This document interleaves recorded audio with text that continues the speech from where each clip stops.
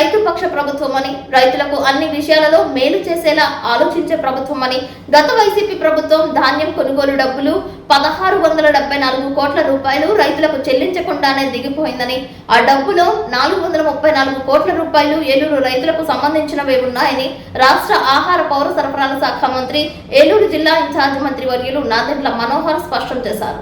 ధాన్యం కొనుగోలు విషయంలో 24 గంటలు దాటకుండానే రైతులకు ధాన్యం అమ్మిన డబ్బులను వారి ఖాతాల్లో జమ చేస్తున్నామని చెప్పారు. అన్నదాత సుఖీభావ పథకం ద్వారా ప్రతి రైతుకు మేలు జరిగేలా గత ప్రభుత్వం అందించిన సాయానికి అదనంగా రైతులకు లబ్ధి చేకూరుస్తున్నామని తెలిపారు. కూటమి ప్రభుత్వం ఏర్పడి 2 సంవత్సరాలు పూర్తయిన సందర్భంగా ఏలూరు ఇండోర్ స్టేడియంలో నిర్వహించిన 2 ఏళ్ల కూటమి విద్యోత్సవ సభలో మనోహర్ మాట్లాడారు. ఈ సందర్భంగా ఆయన మాట్లాడుతూ రాష్ట్ర స్థూల ఉత్పత్తి మొత్తం 45,963 అయితే దానిలో 18,365 కోట్ల రూపాయలు వ్యవసాయం నుంచే వస్తుందని, దీనిలో ఏలూరు జిల్లా నుంచి 8.8% కంట్రిబ్యూషన్ ఉండడం సంతోషకరమైన విషయమని, వ్యవసాయ ఆధారిత జిల్లాగా ఉన్న ఏలూరులో విభిన్న వర్గాలకు ప్రభుత్వం చేయూతను అందిస్తుందని, ఆయిల్ ఫామ్ సాగు చేసే రైతాంగానికి 90% సబ్సిడీ ఇచ్చి ప్రోత్సహిస్తోందని అన్నారు. ప్రతి నెల 1వ తారీఖున రాష్ట్ర వ్యాప్తంగా పింఛన్లు పంపిణీ చేస్తున్నట్టు తెలిపారు. జిల్లా మంత్రి కొలుసు పార్థసారథి, ఎంపీ పుట్ట మహేష్ యాదవ్, శాసనసభ్యులు బడేటి చంటి, చింతమనేని ప్రభాకర్, కామినేని శ్రీనివాస్, పచ్చమట్ల ధర్మరాజు, జిల్లా collector Vetri Selvi, RTC regional chairman Reddy Appalanaidu, కూటమి 3 పార్టీల నాయకులు పాల్గొన్నారు. అధికార యంత్రాంగం ఏర్పాటు చేసిన పలు ప్రదర్శనలను తిలకించారు. ఈ కార్యక్రమానికి విచ్చేసిన మంత్రులకు, ఎంపీకి, ఎమ్మెల్యేలకు ఘన స్వాగతం పలికారు.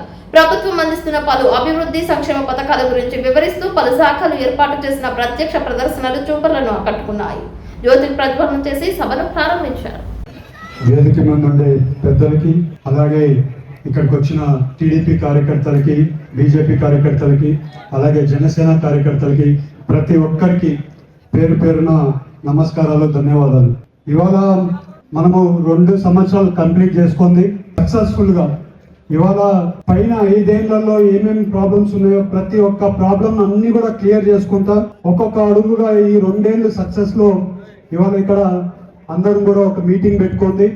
ప్రజలందరినీ కూడా ఒక గవర్నమెంట్ ఏం పని చేస్తుంది, గవర్నమెంట్ ఎన్ని కార్యక్రమాలు చేస్తున్నాం, ఇవన్నీ చెప్పడానికి ఇవాళ ఈ మీటింగ్ అరేంజ్ చేసుకున్నాం.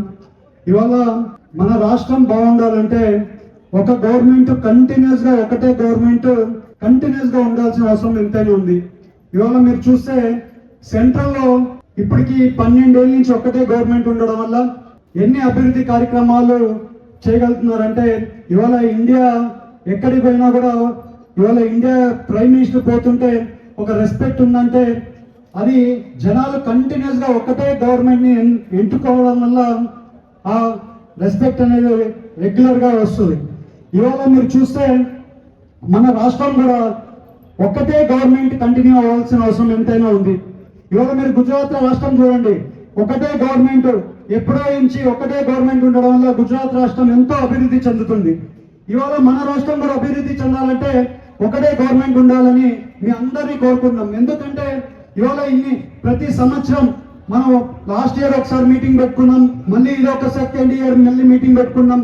ఈ మీటింగ్ పెట్టుకోవడం ముఖ్య ఉద్దేశం ఏంటంటే మీ అందరికీ గవర్నమెంట్ ఏం పని చేస్తుంది, ఇవాళ పని చేసుకుంటూ వెళ్ళిపోతేనే సరిపోదు, ప్రజలకి చెప్పుకోవాల్సిన అవసరం ఉంది. అందుకని ఇవాళ ఇలాంటి మీటింగ్స్ పెట్టుకోండి. ప్రజలకి ఎన్ని కార్యక్రమాలు గవర్నమెంట్ చేస్తుందో ప్రజలు చెప్పుకోవాల్సిన అవసరం గవర్నమెంట్ మీద ఉంటుంది కాబట్టి ఈ ప్రోగ్రామ్స్ పెట్టుకుంటున్నాం. ఇవాళ మీరు చూస్తే ఏలూరు పార్లమెంట్ లో ఎన్నో కొన్ని అభివృద్ధి కార్యక్రమాలు చేశాం. ఇవాళ స్టేట్ లో కూడా మీరు చూస్తే ఎన్నో అభివృద్ధి కార్యక్రమాలు జరుగుతున్నాయి. ఇవాళ ఇండస్ట్రీస్ ఎక్కడికి పోయినా కూడా ఇవాళ మీరు చూస్తే లోకేష్ గారు మొన్న రష్యాకి వెళ్ళారు. కంటిన్యూస్ గా 3 నెలలకు ఒకసారి ఒక దేశానికి వెళ్ళి ఇండస్ట్రీస్ తీసుకొని వచ్చే కార్యక్రమం లోకేష్ గారు కంటిన్యూస్ గా చేస్తున్నారు. అలాగే మీరు చంద్రబాబు నాయుడు గారు చూస్తే ఆయన కూడా 3 నెలలకు ఒకసారి ఒక దేశానికి వెళ్ళి ఇండస్ట్రీస్ గురించి వర్కౌట్ చేస్తున్నారు. ఇవాళ మేము ఇక్కడ మాట్లాడుతున్నప్పుడు కూడా ఆయన సింగపూర్ లో ఉన్నారు. ఇవాళ ఇంత కష్టపడే సీఎం, ఆయనకి ఈ వయసు 76 ఏళ్ళ వయసు, ఆ వయసులో కూడా ఇంతగానో కష్టపడుతున్నారంటే మన రాష్ట్రం బాగుండాలి, మన ప్రజలు బాగుండాలి అనేది ఆయన ఆకాంక్షతో అంతా కూడా కష్టపడుతున్నారు. ఇవాళ మనము పైన గవర్నమెంట్ నుంచి ఈ గవర్నమెంట్ కి మీరు వ్యత్యాసం చూస్తే చాలా వరకు ఈ గవర్నమెంట్ అన్ని కూడా ప్రజలకి చేయడానికి ముందుకెళ్తుంది, ప్రతి ఒక్క పని కూడా చేయడానికి ముందుకెళ్తుంది. ఇవాళ మీరు చూస్తే చంద్రబాబు నాయుడు గారు ఈ వయసులో కూడా ఎందుకు కష్టపడుతున్నారంటే మన రాష్ట్రం బాగుండాలి, మళ్ళీ రాష్ట్రం మళ్ళీ వెనకాలకి వెళ్తే మళ్ళీ ముందుకు తీసుకొని వెళ్ళడం చాలా కష్టం అని చాలా హార్డ్ వర్క్ చేస్తున్నారు.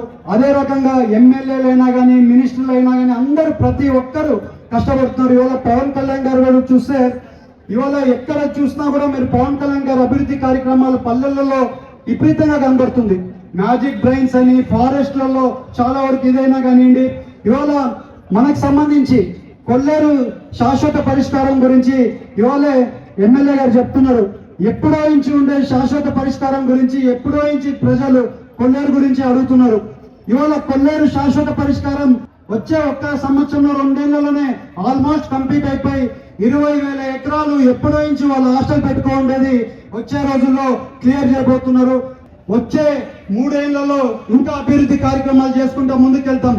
అకస్మాత్తు మళ్ళీ ఏమన్నా వేరే వాళ్ళకి అవకాశం ఇస్తే మళ్ళీ మనం అందరం కూడా మన వచ్చే తరాలు మళ్ళీ ఇబ్బంది పడతాయని కూడా మీ అందరికీ తెలుపుతాం.